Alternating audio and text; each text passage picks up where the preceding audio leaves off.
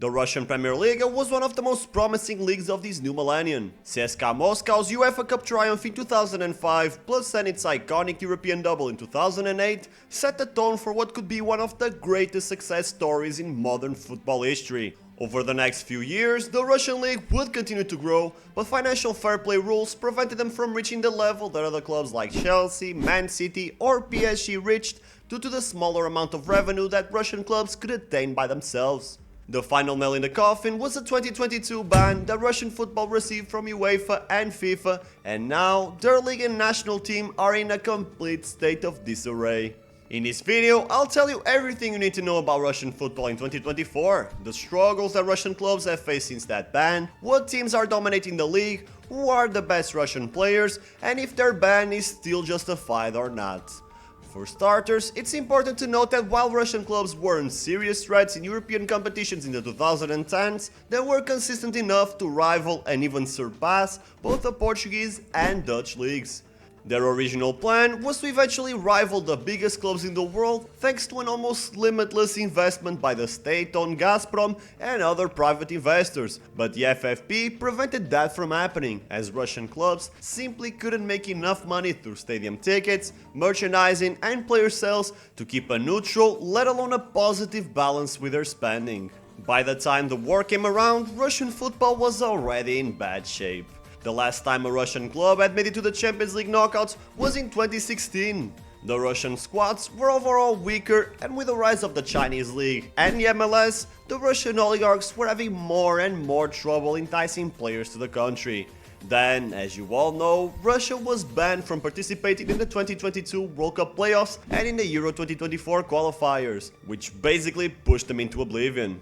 Nowadays, their players are deprived of meaningful competitive experience since the only context in which they can afford to play is against political allies of Russia in friendly matches. This decision will surely impact them even after their ban is lifted, as this current generation will always be a step behind compared to other B and C tier UEFA nations. But as I was questioning what was the right move for Russian football, I couldn't help but wonder why their own federation voted against joining the Asian Football Confederation. After all, joining them by 2024 would still grant them a chance to qualify for the upcoming World Cup, which could help raise the stock of their players and as a consequence, fill the pockets of their struggling clubs. But you see, any money or prestige this short-term solution could give them is infinitely less than the money they would receive should UEFA decide to lift their ban.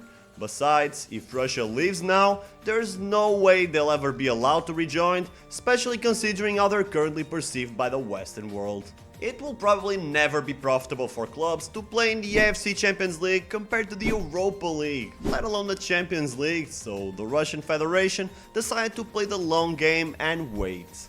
And to be fair, I really don't think the players that they're failing to attract would be more inclined to join a Russian club if they knew they had a chance to compete for the AFC Champions League. Sure, many fans watch that tournament, but do you really think the biggest clubs in the world are paying close attention to the best players from that competition? It doesn't make sense to join from a marketing point of view. In fact, I think the AFC would benefit much more from this alliance than Russia. Still, only time will tell if that's the right decision, as we really don't know how long the war could go on for, or even if the ban is ever going to be lifted. The fact of the matter is that this conflict has seriously harmed the club's financial revenue.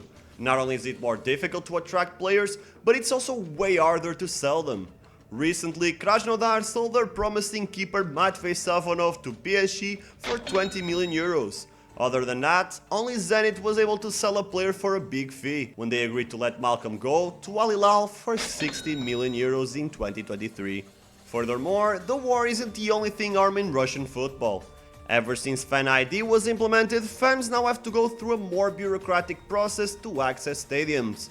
On one hand, it promoted a safer environment, but on the other, the attendance decreased, which makes it even harder for clubs to make a profit.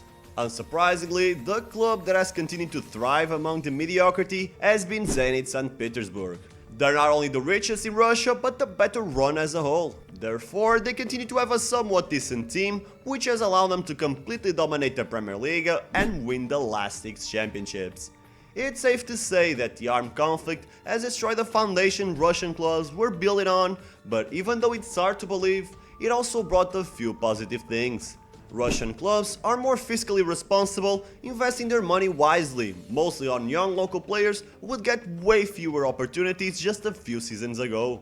It's hard to say if this will lead to a greater development for this current generation of Russian youngsters since they lack playing time in meaningful competitions, but at least they're getting a chance to prove themselves and eventually get a move to other leagues.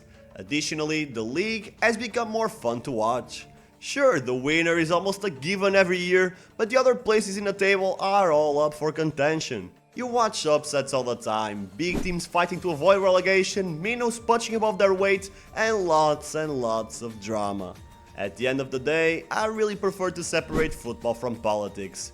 To me, football is an escape, not another media outlet to spew propaganda, and to stay true to my values, I will not comment on who's right or who's wrong when it comes to the Russia-Ukrainian war. However, I do believe it's a bit hypocritical to ban Russia from football when many other nations have invaded other countries, when we're also going through a major armed conflict in Gaza, and when several other countries constantly violate basic human rights. Football should always be neutral to everything that's going on in the world. It should be a means to unite and not to further divide us. But I want to know what you think. Should Russia and their clubs be allowed back into FIFA and UEFA? Let me know your opinion in the comments, and as always, don't forget to like and subscribe to Turn FC for the best football stories on YouTube. Thank you for watching until the end, I appreciate you, and I will see you on the next one.